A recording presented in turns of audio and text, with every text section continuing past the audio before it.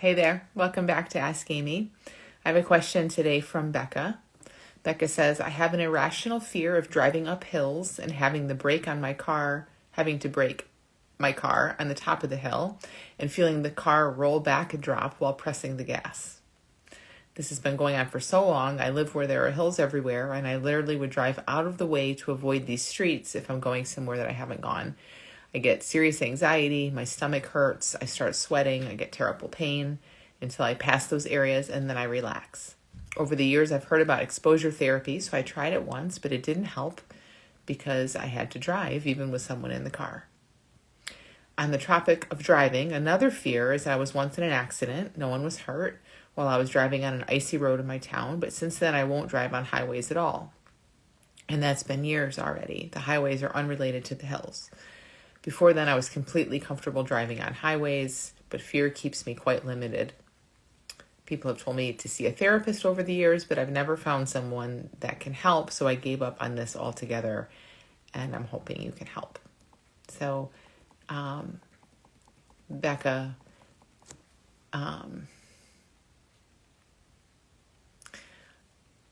the way through this is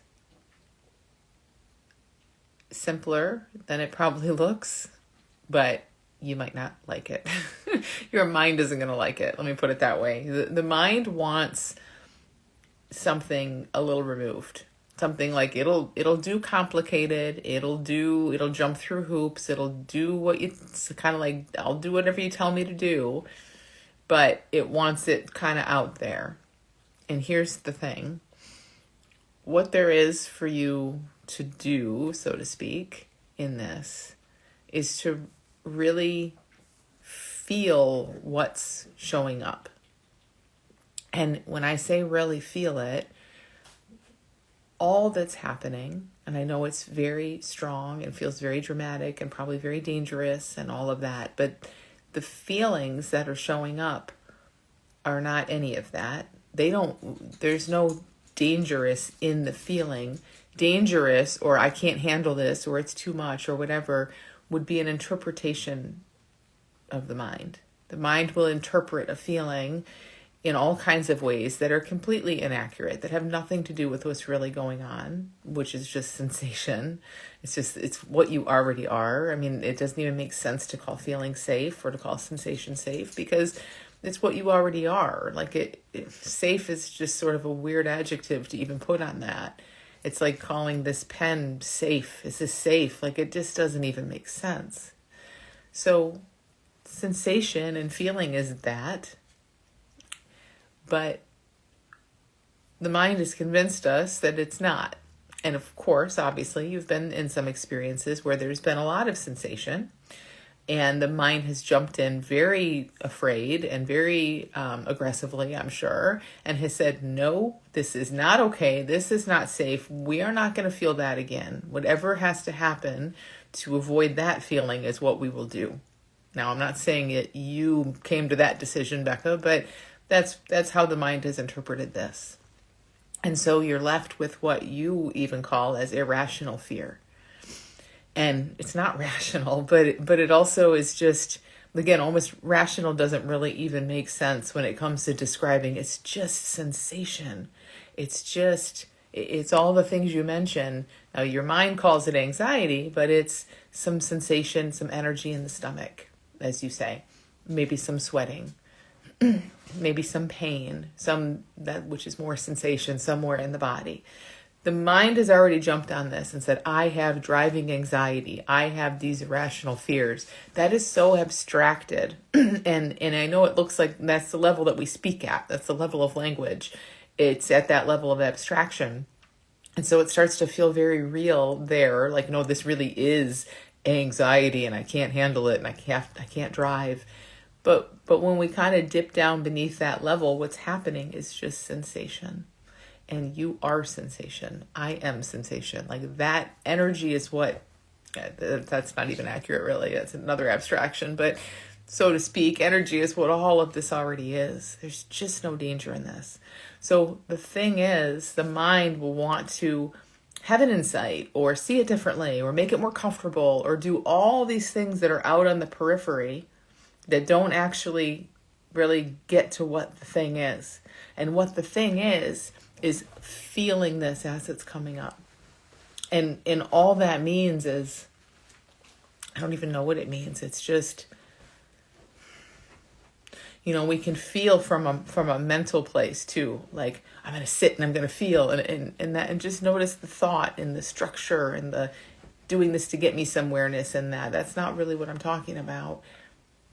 It's just dipping into what's here, looking toward, melting into, softening into what's arising.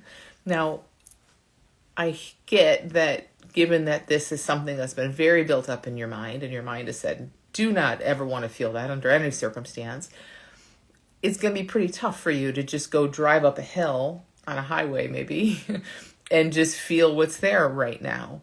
So start somewhere else. Start like right now in your daily life. Start when you're not driving. Start really like just letting attention be down in what's happening physically, what's happening sensationally. The mind wants to talk about this forever, and we're never, ever, ever going to think our way out of this. You will not think your way out of this. You will not arrive at the right thought that is going to make this all go away. That's the promise that the mind is always putting out there, and it just doesn't work that way. This will change for you, and it can change for you. It can change for you really quickly, maybe not, I don't know, but it can, by feeling what the body is wanting to express, what the body is wanting to feel. Just seeing that you can be in that energy. And again, when you can be in it when someone annoys you, or you're frustrated, or something doesn't go your way out in the world, has nothing to do with driving yet. When you practice kind of being in those waves of energy, those waves of sensation, it will obviously extend to this, because this is no different.